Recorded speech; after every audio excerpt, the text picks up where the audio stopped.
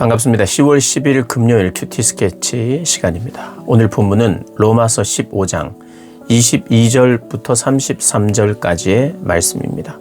오늘 본문은 이렇게 시작합니다. 그러므로 또한 내가 너희에게 가려 하던 것이 여러 번 막혔더니 이제는 이 지방에 일할 곳이 없고 또 여러 해 전부터 언제든지 서바나로 갈 때에 너희에게 가기를 바라고 있었으니 이는 지나가는 길에 너희를 보고 먼저 너희와 사귐으로 얼마간 기쁨을 가진 후에 너희가 그리로 보내주기를 바람이라. 오늘 본문은 바울의 로마 방문에 대한 계획을 로마 성도들에게 말하는 그런 내용이죠. 사도 바울이 내가 너희에게 정말 가려고 했다. 그런데 여러 번 길이 막혔다. 상황이 그렇게 될 수도 있고 그것이 또 복음을 전하는 것을 대적하는 대적자에 의해서 길이 막혔을 수도 있죠. 어떤 경우가 됐든 그 상황이 어려웠다는 것입니다. 부득불 그 상황을 헤쳐나가야 할 때도 있습니다. 그리고 헤쳐나갈 수 있을 때도 있지만 그렇게 되지 못했다는 것입니다. 그리고 상대적으로는 그리로 가려고 했지만 못 갔다 할지라도 문제가 되지 않았던 것은 여전히 일할 곳이 많았기 때문이라고 이야기를 합니다. 여전히 일할 곳이 많았어요. 이 로마로 가려고 했는데 거기가 안 되면 다른 지방으로 갔던 거예요. 다른 지방에서 복음을 전했어요. 그러니까 그만큼 로마 교회에 빨리 방문은 하지 못했지만 그러나 여전히 하나님의 일은 감당하고 있었던 것이요. 우리가 어떤 계획이 있습니다. 꼭 하고 싶은 일이 있어요. 그 일도 중요합니다. 그러나 그 일을 하지 못할 때도 우리는 여전히 중요한 일을 할 수 있는 사람들이에요. 그 중요한 일은 어떤 지역에 가서만 하는 일이 아니라 지금 현재 내가 있는 자리에서 하나님의 백성으로 살아가는 것, 하나님을 사랑하고 이웃을 사랑하는 것, 그리고 하나님의 복음의 메시지를 전하는 것, 예수 그리스도를 전하는 것, 그것이 우리에게 중요한 일이지요. 사도 바울은 그렇게 하고 있었습니다. 그러나 가고 싶은 마음이 있었다는 거예요. 그런데 가고 싶은 이유도 거기 갔다가 서바나, 즉 스페인으로 가기를 원하기 때문이라는 거예요. 그러니까 스페인으로 가는데 너희들이 나를 그리로 보내달라는 겁니다. 그리고 나서요, 내가 지나가는 길에 거기서 너희와 기쁨의 교제를 하고 너희들이 나를 보내주기 바란다. 여러분, 보내주기 바란다는 것은 나를 후원해 달라는 거예요. 복음의 이 복된 일을 위하여 후원해 달라는 겁니다. 그리고 나서 25절에 이런 이야기를 해요. 그런데 내가 너희에게 가고 싶고 또 갈 것이지만 가서 너희와 교제를 하고 스페인으로 내가 선교 활동을 계속 할 텐데 그런데 지금은 당장은 못 간다. 왜냐하면 내가 예루살렘으로 가야 된다는 거예요. 예루살렘으로 왜 가느냐? 헌금 전달을 위해서 간다는 겁니다. 그래서 사도행전을 보면 실제로 그 헌금을 전달하러 갑니다. 전달하러 가서 그곳에서 대적자들에게 사실은 잡히게 되죠. 그리고 로마로 사도 바울이 선택을 해서 나는 로마 시민권을 가진 자이기 때문에 나는 로마에서 황제에게 재판을 받겠다. 그렇게 이야기를 하게 되었고 결국에는 로마로 가게 되죠. 그런데 로마 교인들에게 그 이야기를 하는 겁니다. 내가 성도를 섬기는 일로 예루살렘으로 간다. 마게도니아와 아가야 사람들이 예루살렘 성도 중 가난한 자들을 위하여 기쁘게 얼마를 연보하였습니다. 이방인 교회가 유대인 교회, 어떻게 보면 교회의 시작이라고 할 수 있는 예루살렘 교회, 교회의 모체인 교회를 돕고 있어요. 그러고 보면요,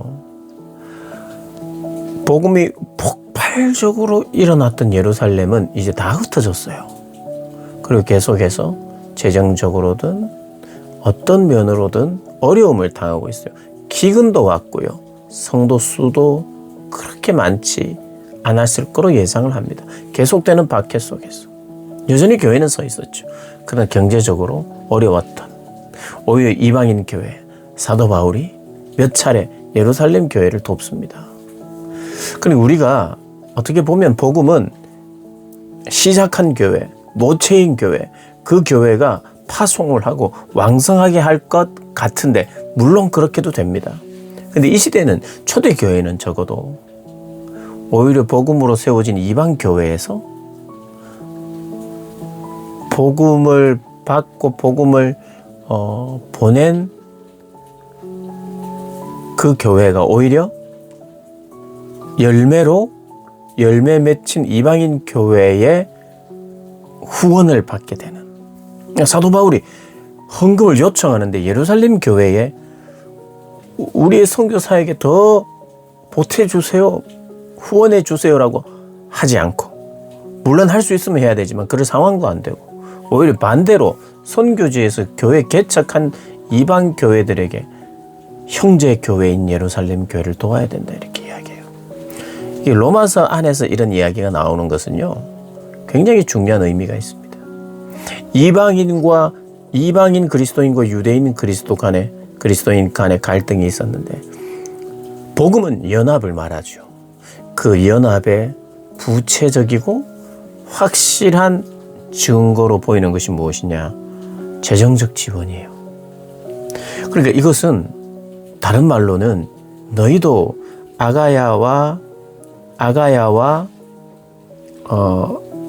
마게도니아 지역 사람들처럼 예루살렘에 후원하고 헌금하는 것에 대해서 너희가 알아야 된다. 지금 로마 교회에는 예루살렘 교회를 헌금하라는 이야기는 아니에요.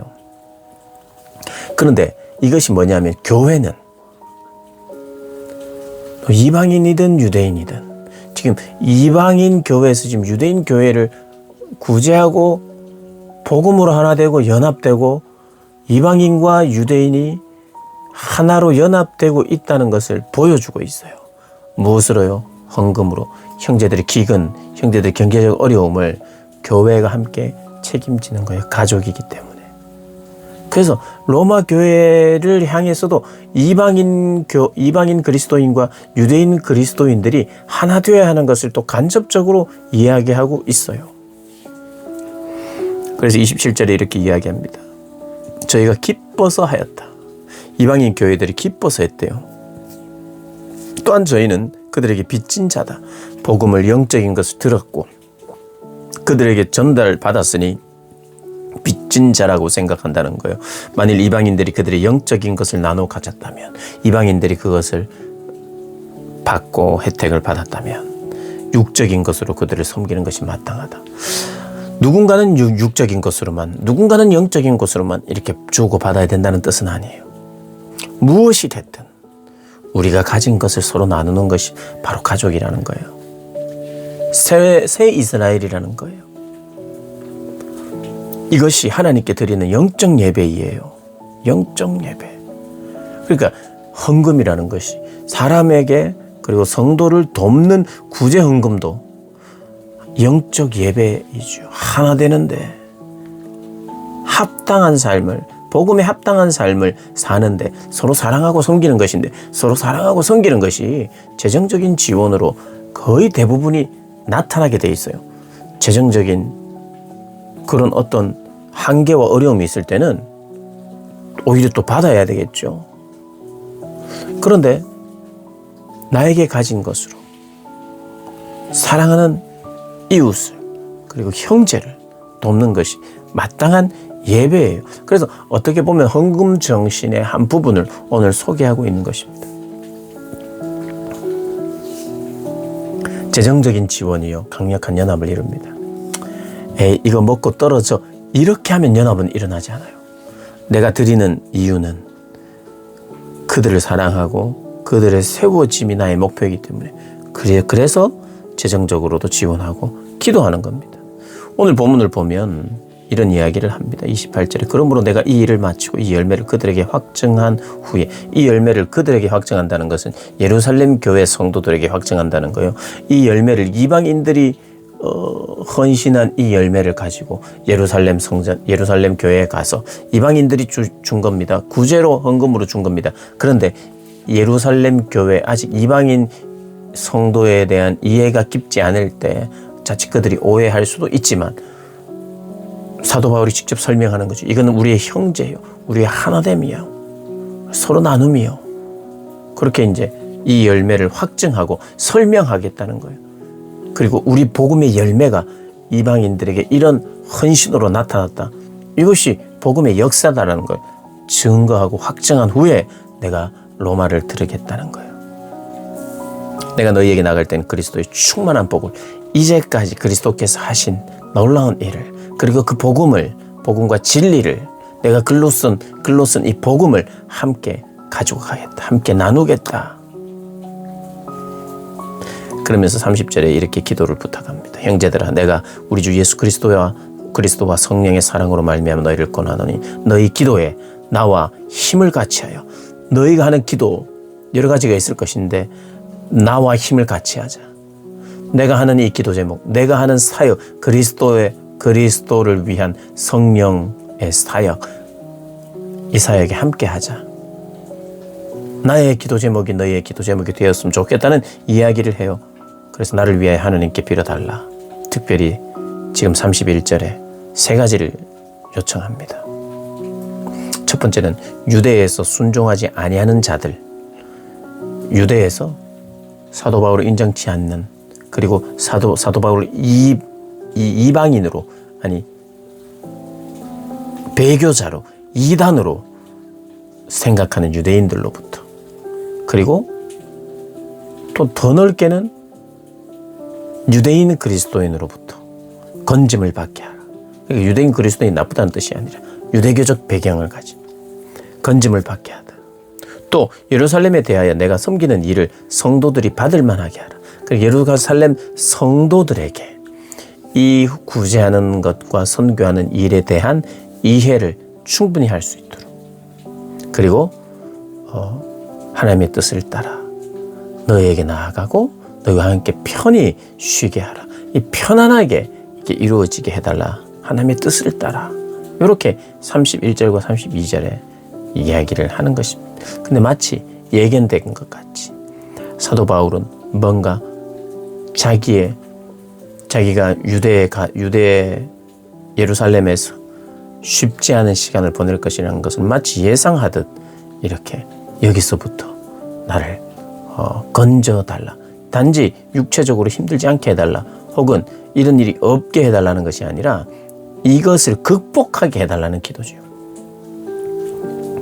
할 수만 있으면 하나님께서 역사해 주셔서 이 일을 잘 감당할 수 있게 해달라고 기도를 부탁하는 것입니다.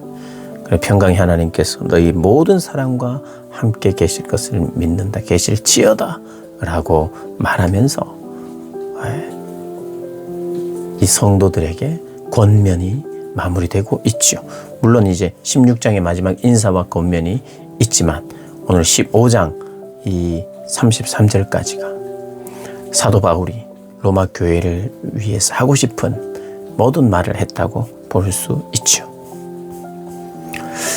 헌금에 대한, 그리고